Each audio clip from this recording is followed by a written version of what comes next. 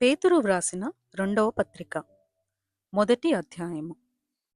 యేసుక్రీస్తు దాసుడును అపోస్తలుడునైన సీమోను పేతురు మన దేవుని యొక్కయు రక్షకుడైన యేసుక్రీస్తు యొక్కయు నీతిని బట్టి మావలెని అమూల్యమైన విశ్వాసము పొందిన వారికి శుభమని చెప్పి వ్రాయనది. తన మహిమను బట్టియు గుణాతిశయము బట్టియు మనలను పిలిచిన వాని గూర్చిన అనుభవ జ్ఞానము మూలముగా ఆయన దైవశక్తి జీవమునకును భక్తికిని కావలసిన వాటన్నిటినీ మనకు దయచేయుచున్నందున దేవుని గూర్చినట్టియు మన ప్రభువైన యేసుక్రీస్తు గూర్చినట్టియునైనా అనుభవ జ్ఞానము వలన మీకు కృపయు సమాధానమును విస్తరించునుగాక. ఆ మహిమ గుణాతిశయములను బట్టి ఆయన మనకు అమూల్యములను అధికములునైన వాగ్దానములను అనుగ్రహించి ఉన్నాడు. దురాశను అనుసరించుట వలన లోకమందున్న భ్రష్టత్వమును ఈ వాగ్దానముల మూలముగా మీరు తప్పించుకొని దేవ స్వభావమునుంది పాలివారగునట్లు వాటిని అనుగ్రహించెను. ఆ హేతువు చేతనే మీ మట్టుకు మీరు పూర్ణ జాగ్రత్త గలవారై మీ విశ్వాసమునందు సద్గుణమును, సద్గుణమునందు జ్ఞానమును, జ్ఞానమునందు ఆశా నిగ్రహమును, ఆశా నిగ్రహమునందు సహనమును, సహనమునందు భక్తిని, భక్తియందు సహోదర ప్రేమను, సహోదర ప్రేమయందు దయను అమర్చుకొనుడి. ఇవి మీకు కలిగి విస్తరించిన ఎడల అవి మన ప్రభువైన యేసుక్రీస్తును గూర్చిన అనుభవ జ్ఞాన విషయములో మిమ్మును సోమరులైనను నిష్ఫలులైనను కాకుండా చేయును. ఇవి ఎవనికి లేకపోవునో వాడు తన పూర్వ పాపములకు శుద్ధి కలిగిన సంగతి మరచిపోయి గ్రుడ్డివాడును దూరదృష్టి లేనివాడును అగును.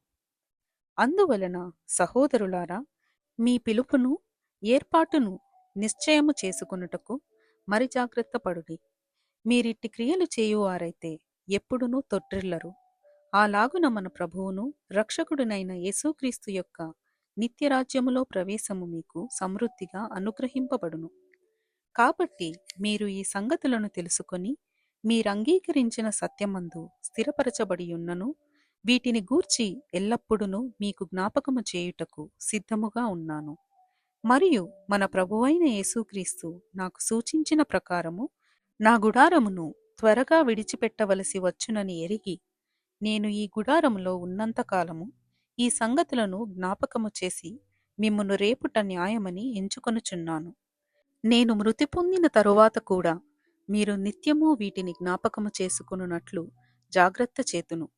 ఏలయనగా చమత్కారముగా కల్పించిన కథలను అనుసరించి మన ప్రభువైన యేసుక్రీస్తు యొక్క శక్తిని, ఆయన రాకడను మేము మీకు తెలుపలేదు కాని ఆయన మహత్యమును మేము కన్నులారా చూచిన వారమై తెలిపితిమి.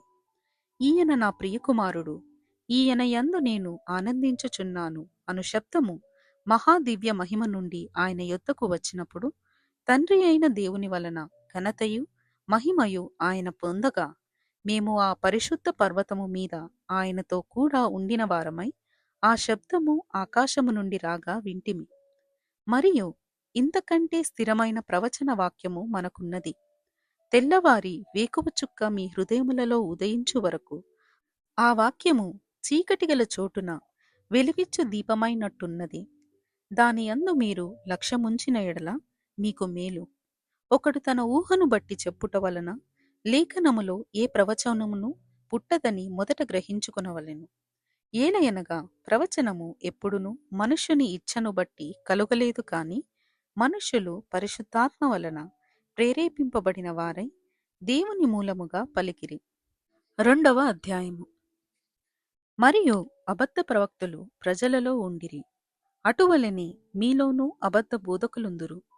వీరు తమ్మును కొనిన ప్రభువును కూడా విసర్జించుచు తమకు తామే శీఘ్రముగా నాశనము కలుగజేసుకొనుచు నాశనకరమగు భిన్నాభిప్రాయములను రహస్యముగా బోధించుదురు.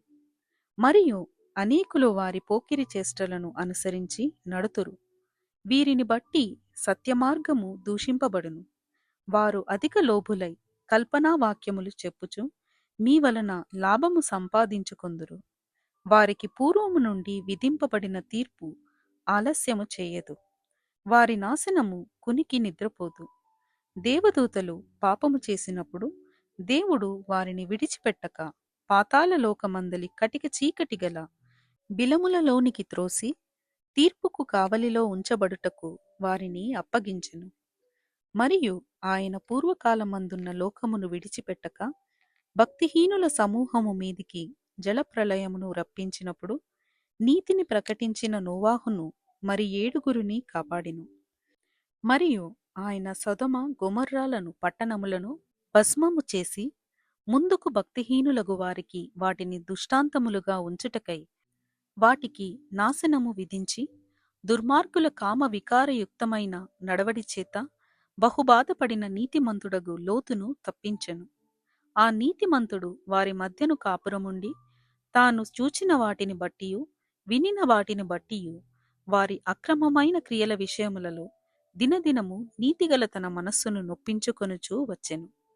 భక్తులను శోధనలో నుండి తప్పించుటకును దుర్నీతిపరులను ముఖ్యముగా మలినమైన దురాశ కలిగి శరీరానుసారముగా నడుచుకొనుచు ప్రభుత్వమును నిరాకరించుచు శిక్షలో ఉంచబడిన వారిని తీర్పు దినము వరకు కావలిలో ఉంచుటకును ప్రభువు సమర్థుడు.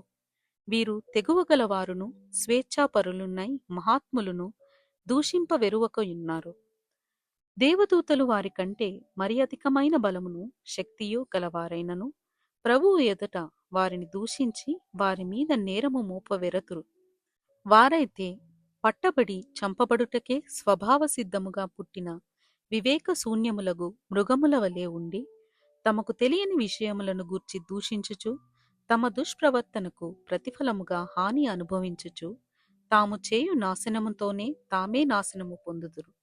ఒకనాటి సుఖానుభవము సంతోషమని ఎంచుకొందురు. వారు కలంకుములను నిందాస్పదములనై తమ ప్రేమ విందులలో మీతో కూడా అన్నపానములు పుచ్చుకొనుచు తమ భోగములయందు సుఖించుదురు. వ్యభిచారిణిని చూచి ఆశించుచు పాపము మానలేని కన్నులు గలవారును అస్థిరులైన వారి మనస్సులను మరలు కొల్పుచు లోభిత్వమందు సాధకము చేయబడిన హృదయములు గలవారును శాపగ్రస్తులునై యుండి తిన్నని మార్గమును విడిచి బెయోరు కుమారుడైన బిలాము పోయిన మార్గమును బట్టి త్రోవ తప్పిపోయిరి. ఆ బిలాము దుర్నీతి వలన కలుగు బహుమానమును ప్రేమించెను. అయితే తాను చేసిన అతిక్రమము నిమిత్తము అతడు గద్దింపబడెను. ఎట్లనగా నోరులేని గార్ధబము మానవ స్వరముతో మాటలాడి ఆ ప్రవక్త యొక్క వెర్రితనము అడ్డగించెను. వీరు నీళ్లు లేని బావులను పెనుగాలికి కొట్టుకొని పోవు మేఘములునై ఉన్నారు. వీరి కొరకు గాఢాంధకారము భద్రము చేయబడి ఉన్నది. వీరు వ్యర్థమైన డంపపు మాటలు పలుకుచు తామే శరీర సంబంధమైన దురాశలు గలవారై తప్పు మార్గమందు నడుచువారిలో నుండి అప్పుడే తప్పించుకొనిన వారిని పోకిరీ చేష్టల చేత మరలు కొల్పుచున్నారు. తామే భ్రష్టత్వమునకు దాసులయ్యుండియు అట్టి వారికి స్వాతంత్రము ఇత్తుమని చెప్పుదురు. ఒకడు దీని వలన జయింపబడునో దానికి దాసుడగును గదా. వారు ప్రభువును రక్షకుడునైన యేసుక్రీస్తు విషయమైన అనుభవ జ్ఞానము చేత ఈ లోక మాలిన్యములను తప్పించుకొనిన తరువాత మరలా వాటిలో చిక్కుబడి వాటి చేత జయింపబడిన ఎడల వారి కడవరి స్థితి మొదటి స్థితి కంటే మరి చెడ్డదగును. వారు నీతి మార్గమును అనుభవపూర్వకముగా తెలుసుకొని తమకు అప్పగింపబడిన పరిశుద్ధమైన ఆజ్ఞ నుండి తొలగిపోవుట కంటే ఆ మార్గము అనుభవపూర్వకముగా తెలియక ఉండుటయే వారికి మేలు. కుక్క తన వాంతికి తిరిగినట్టును కడుగుబడిన పంది బురదలో దొర్లుటకును మళ్ళినట్టును అను నిజమైన సామెత చొప్పున వీరికి సంభవించెను. 3వ అధ్యాయము. ప్రియులారా, ఈ 2వ పత్రిక మీకిప్పుడు వ్రాయుచున్నాను. పరిశుద్ధ ప్రవక్తల చేత పూర్వమందు పలకబడిన మాటలను ప్రభువైన రక్షకుడు మీ అపోస్తలుల ద్వారా ఇచ్చిన ఆజ్ఞను మీరు జ్ఞాపకము చేసుకొనవలెనను విషయమును మీకు జ్ఞాపకము చేసి నిర్మలమైన మీ మనస్సులను రేపుచున్నాను. అంత్యదినములలో అపహాసకులు అపహసించుచూ వచ్చి తమ స్వకీయ దురాశల చొప్పున నడుచుకొనుచు ఆయన రాకడను గూర్చిన వాగ్దానమేమాయెను? పితరులు నిద్రించినది మొదలుకొని సమస్తమును సృష్టి ఆరంభమున్నట్టే నిలిచియున్నదే అని చెప్పుదురని మొదట మీరు తెలుసుకొనవలెను. ఏలయనగా పూర్వము నుండి ఆకాశముండెననియు నీళ్లలో నుండియు నీళ్ల వలనను సమకూర్చబడిన భూమియు దేవుని వాక్యము వలన కలిగిననియు వారు బుద్ధిపూర్వకముగా మరతురు. ఆ నీళ్ల వలన అప్పుడున్న లోకము నీటి వరదలో మునిగి నశించెను. అయితే ఇప్పుడున్న ఆకాశమును భూమియు భక్తిహీనుల తీర్పును నాశనమును జరుగు దినము వరకు అగ్ని కొరకు నిలువ చేయబడినవై అదే వాక్యము వలన భద్రము చేయబడి ఉన్నవి.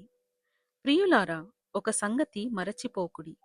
ఏమనగా ప్రభువు దృష్టికి ఒక దినము 1000 సంవత్సరముల వలెను, 1000 సంవత్సరములు ఒక దినము వలెను ఉన్నవి.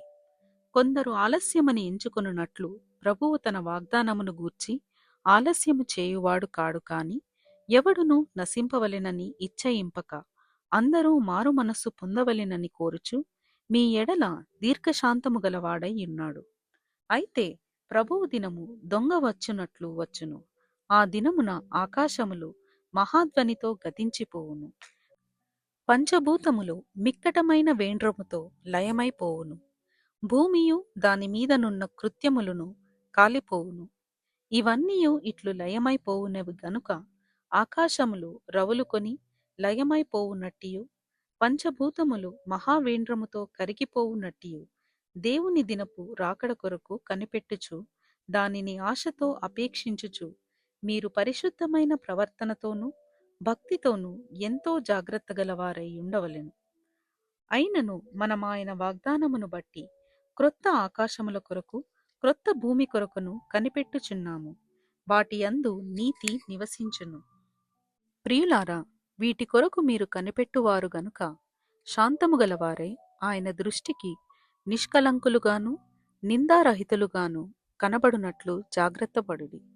మరియు మన ప్రభువు యొక్క దీర్ఘశాంతము రక్షణార్థమైనదని ఎంచుకొనుడి.